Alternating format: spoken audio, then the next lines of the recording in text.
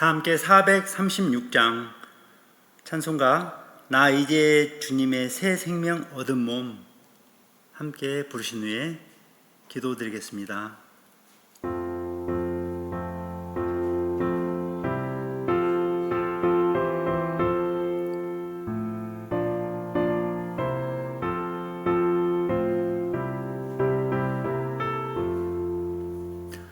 나 이제 주님의 새 생명 얻은 몸 옛것은 지나고 새 사람이로다. 그 생명 내 맘에 강같이 흐르고 그 사랑 내게서 해같이 빛난다. 영생을 누리며 주 안에 살리라. 오늘도 내일도 주 함께 살리라. 주 안에 감추인 새 생명 얻으니 이전에 좋던 것 이제는 값없다. 하늘의 은혜와 평화를 맛보니 찬송과 기도로 주 함께 살리라. 영생을 누리며 주 안에 살리라. 오늘도 내일도 주 함께 살리라.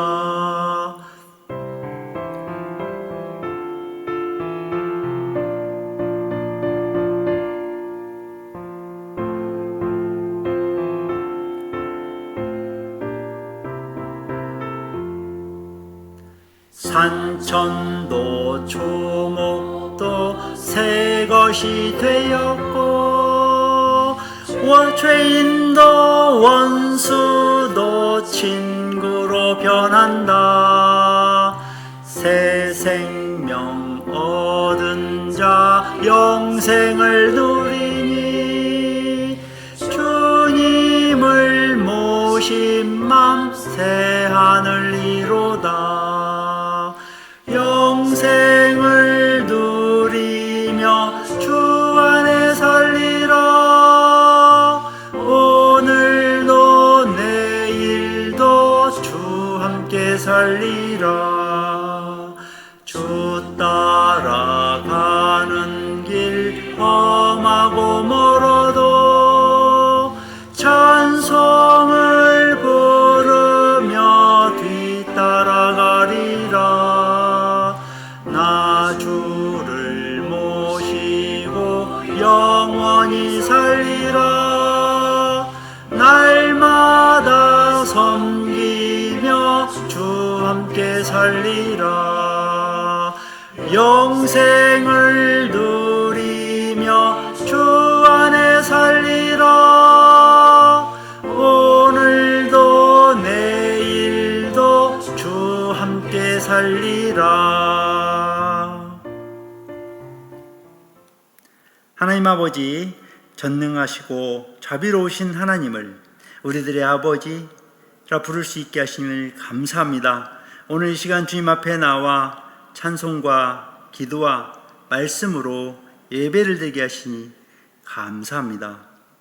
주님, 우리를 죄에서 구원하시기 위해서 십자가 위에서 흘리신 그 보혈의 피를 생각할 때에 아버지 하나님, 비록 우리가 연약하고 미련하고 우둔하지만 주님의 그 크신 희생을 통해서 우리를 구속하셨음을 정말 영원토록 찬양하지 않을 수 없습니다.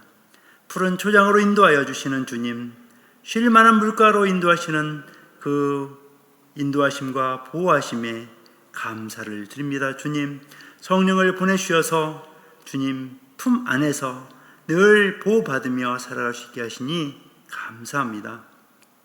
주님께서 우리에게 믿음을 주시고 또한 믿음의 분량에 따라서 복을 받으며 누리며 살게 하시니 이 또한 감사합니다. 주님, 우리는 주님께서 쓰시는 그릇입니다. 깨끗한 그릇이 되어 주님께서 원하시는 일에 쓰임받기를 원합니다. 주님, 우리를 거룩한 성령으로 충만케 하여 주옵소서. 회개의 영, 순종의 영, 증인으로 가득 채워 주시옵소서. 주님의 뜻대로 살기를 다시금 다짐하오니 주님, 우리를 사용하여 주옵소서. 비록 우리가 연약하여 범죄하기 쉽고 또 주님 말씀을 거스르기 쉽지만 주님, 우리를 사용하여 주셔서 주님의 나라를 이 땅에 세우는 일에 우리를 사용하여 주옵소서. 우리가 주님께서 일하시는 것을 보는 영적인 눈이 띄게 하여 주옵소서. 우리와 늘 동행하시는 주 예수님의 이름으로 기도드립니다. 아멘. 오늘 함께 나눌 하나님의 말씀은 창세기 49장입니다. 33절까지이지만 1절에서 12절까지만 봉독하겠습니다. 야곱이 그 아들들을 불러 이르되 너희는 모이라. 너희가 후일에 당할 일을 내가 너희에게 이르리라. 너희는 모여 들으라. 야곱의 아들들아, 너희 아버지 이스라엘에게 들을지어다. 르우벤아, 너는 내 장자요 내 능력이요 내 기력의 시작이라.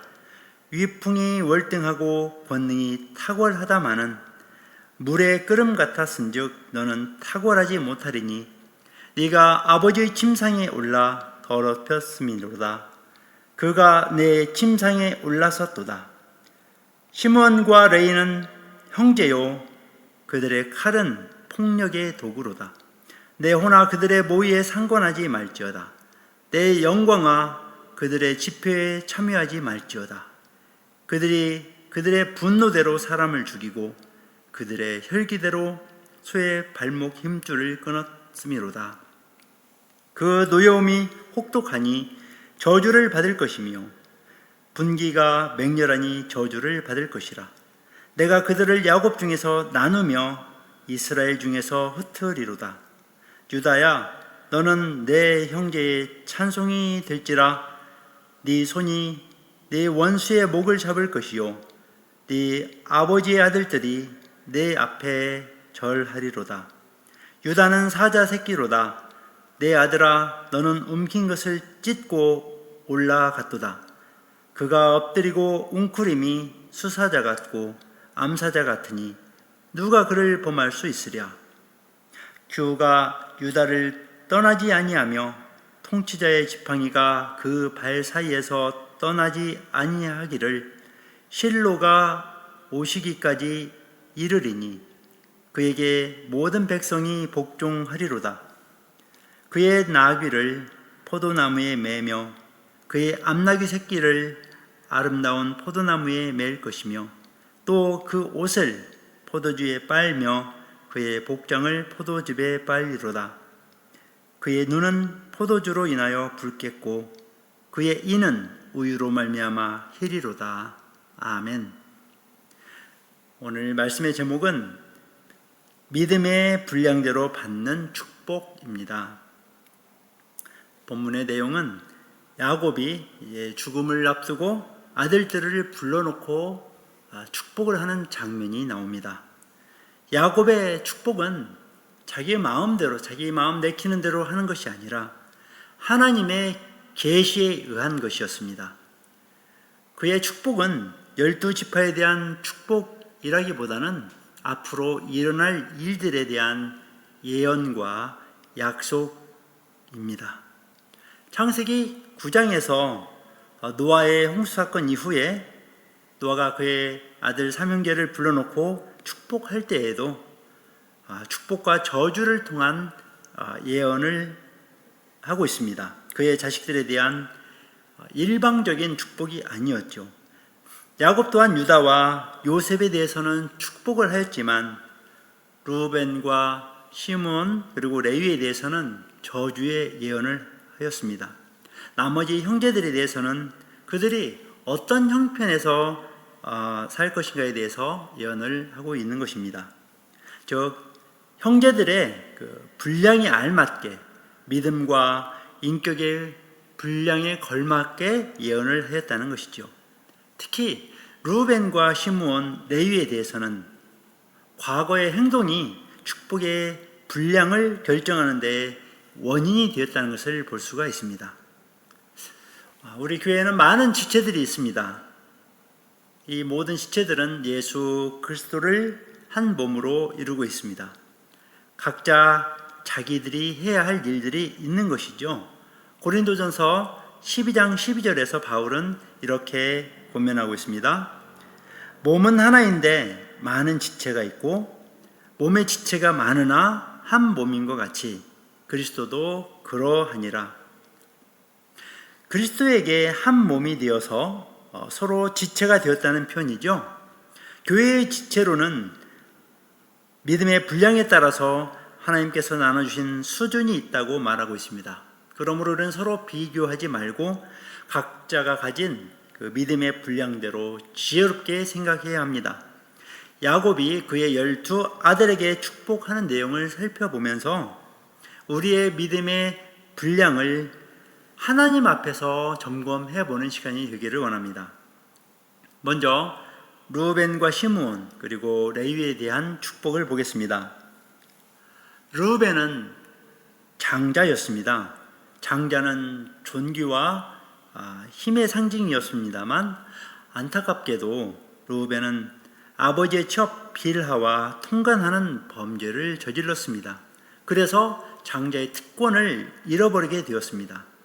본문 4절에서 통간이라는 말이 나오는데 이 말의 뜻은 마치 물이 끓는 것 같다, 무리하고 부끄러움이 없다라는 뜻입니다.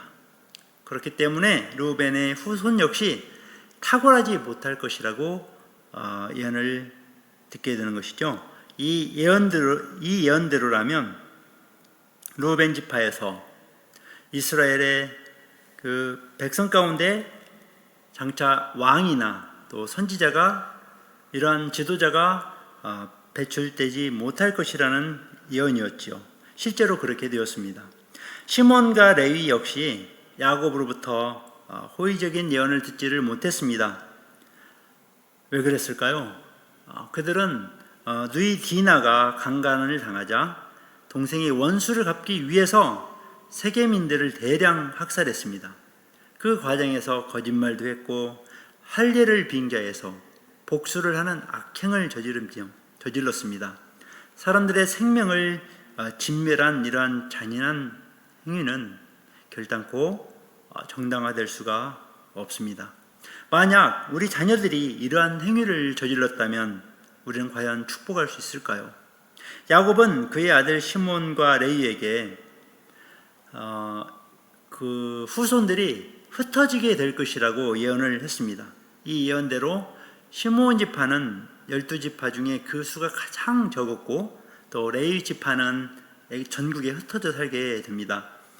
7절 말씀을 보면 내가 그들을 나누며 흩으리라 라는 표현이 나오지요. 이 말은 야곱의 예언이 하나님의 계시에 의한 것임을 확증해 주는 말씀입니다. 사람들은 시간이 가고 세월이 가면 과거의 잘못을 점차 잊어버리게 됩니다. 그렇지만 하나님께는 세월이 흐른다고 해서 과거의 잘못을 그냥 흐지부지 잊어버리시는 분이 아니십니다. 하나님은 공의의 하나님이시기 때문입니다. 하나님은 지금 당장 그 행위에 대한 보응을 하지 않으실지라도 그 죄를 잊지 않으시고 적절한 때에 반드시 보응하십니다. 하나님의 징벌이 속히 실행되지 않는다고 악행을 저질러서는 안 된다는 것을 교훈하고 있는 것입니다.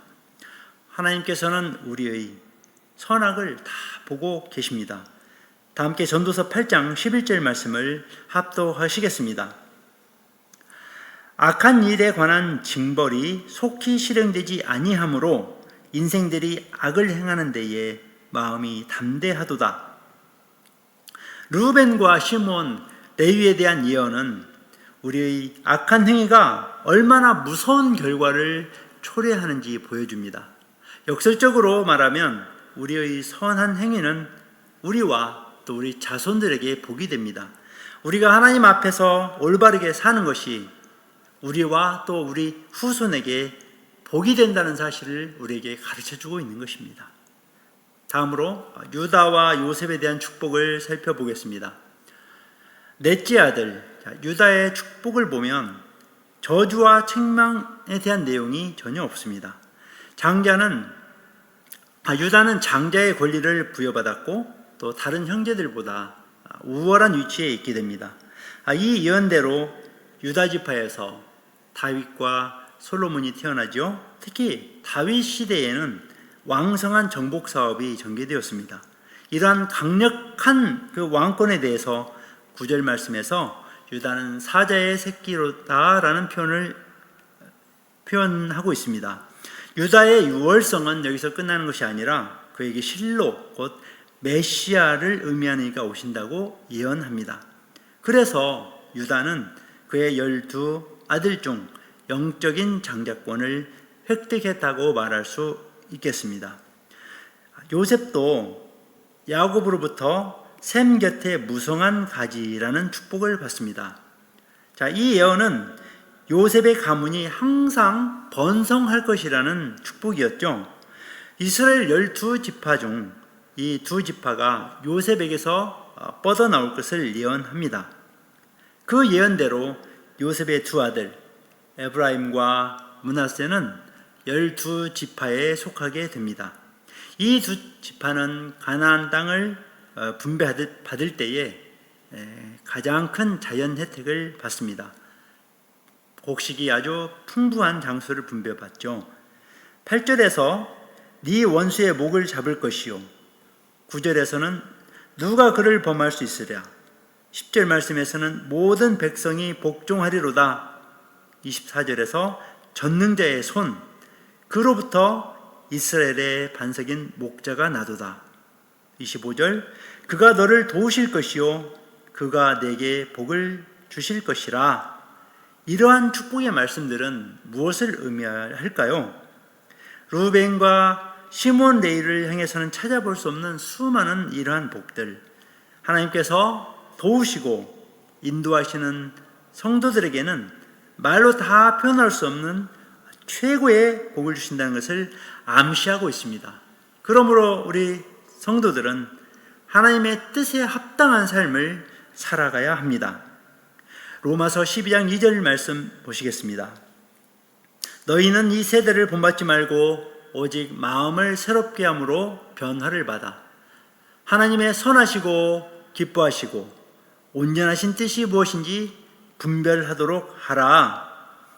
성도는 선하시고 기뻐하시고 온전하신 뜻이 무엇인지, 하나님의 뜻이 무엇인지 분별하고 살아갈 때에 하나님께서 한이 없는 은혜와 복을 받아 누리게 될 것입니다. 또한 이와 같은 복된 삶은 다윗의 시편 23편의 삶을 보장하기도 합니다. 우리가 가장 잘 알고 있는 시편 23편 말씀 1절 말씀이죠. 여호와는 나의 목자시니 내게 부족함이 없으리로다. 자, 이제 나머지 형제들에 대한 축복도 살펴보겠습니다.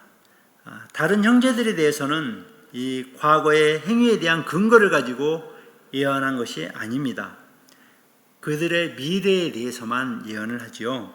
그들은 매 사건마다 형들의 결정에 따라 이렇게 움직인 탓에 어떤 특별한 점이 없이 평범한 인생을 살았다고 이렇게 보여지죠. 형들의 잘못된 결정에 대해서 어떤 반론을 제기하고 행동을 수정을 했거나 그런 적극적인 삶의 자세는 아니었습니다.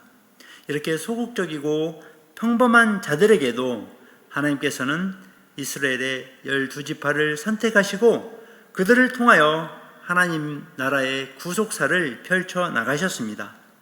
그들 자신의 권리와 자격이 아니라 순전히 하나님의 은혜로 주어진 것입니다. 우리는 어떻습니까? 하나님의 은혜로, 예수 그리스도의 십자가의 은혜로 아브라함의 영적인 자손이 되었습니다. 하나님의 영 가족이 되었습니다. 이것은 유일하고 또 놀라운 은혜입니다. 전적인 하나님의 은혜입니다. 우리는 죄 가운데서 태어나서 그 속에서 살다가 그 속에서 죽어가는 어둠의 자식들이었습니다. 죄의 결과로 하나님을 떠나서 영원한 죽음에 이를 수밖에 없었던 죄인이었습니다. 그렇지만 하나님께서는 하나님의 특별한 은혜로 예수 그리스도의 십자가 보혈의 공로로 우리의 신분이 완전히 탈바꿈할 수 있도록 하셨습니다. 이제 하나님의 자녀가 되는 특권을 받은 우리 성도들이 해야 할 일은 선택받은 자들로서 이 인생이라는 현장 속에서 하나님의 뜻을 이루어 나가는 데에 온 힘과 온 마음을 다 쏟으며 살아가야 하는 것입니다. 유다와 요셉을 제외한 다른 형제들이 하나님 앞에서 미약한 자들이었지만 그들조차도 하나님께서는 사용하셨습니다. 이와 같이 미약하고 보잘것없는 우리도 하나님께서는 사용할 수 있습니다. 하나님이 사용하실 때 우리는 엄청난 능력의 사람으로 변화됩니다. 이에 대한 약속의 말씀은 욥기 8장 7절 말씀을 통해서 알 수 있습니다. 네 시작은 미약하였으나 네 나중은 심히 창대하리라. 이러한 역사를 경험할 수 있는 것입니다. 성도 여러분, 이제 말씀을 정리해 보겠습니다. 하나님께서는 성도 각자의 믿음의 분량대로 복을 주십니다. 지금까지 살펴본 12아들에 대한 야곱의 축복에서 볼 수 있듯이 우리의 삶의 행적이 우리와 우리 후손에게도 큰 영향을 주게 됩니다. 비록 구원의 반열에서 떨어지지 않더라도 하나님의 이 복의 많고 적음을 좌우하는 것은 우리의 삶의 행적이라는 사실도 잊어서는 안 됩니다. 야곱의 아들들에 대한 축복과 이스라엘의 역사를 통해 우리가 알 수 있는 것은 우리의 지금 삶은 우리 미래의 복과 저주에 영향을 줄 수 있기 때문입니다. 주님은 토기장이시고 우리는 그분에 의해서 빚어진 그릇과 같습니다. 누구는 금그릇, 누구는 은그릇, 또 누구는 나무 그릇이 될 수 있죠.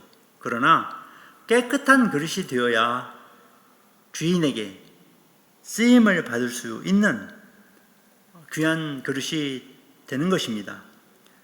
인정받는 일꾼이 되는 것이지요. 디모데후서 2장 21절 말씀을 합독하시겠습니다. 그러므로 누구든지 이런 것에서 자기를 깨끗하게 하면 귀히 쓰는 그릇이 되어 거룩하고 주인의 쓰심에 합당하며 선한 일에 준비함이 되리라. 저와 여러분은 모두 깨끗한 그릇이 되어 주님께서 주시는 복을 받아 누리시기를 바랍니다. 큰 믿음의 그 분량으로 축복받는 인생들이 되시고 또 저와 여러분과 우리 후손들도 주님께서 주시는 그 큰 복을 받아 누리시기를 우리 주님 예수님의 이름으로 축원합니다. 주기도문으로 예배를 마치도록 하겠습니다. 하늘에 계신 우리 아버지여, 이름이 거룩히 여김을 받으시오며 나라가 임하시오며 뜻이 하늘에서 이루어진 것 같이 땅에서도 이루어지이다. 오늘날 우리에게 일용할 양식을 주시옵고 우리가 우리에게 죄 지은 자를 사하여 준 것 같이 우리 죄를 사하여 주시옵고 우리를 시험에 들게 하지 마시옵고 다만 악에서 구하시옵소서. 대개 나라와 권세와 영광이 아버지께 영원히 있사옵나이다. 아멘.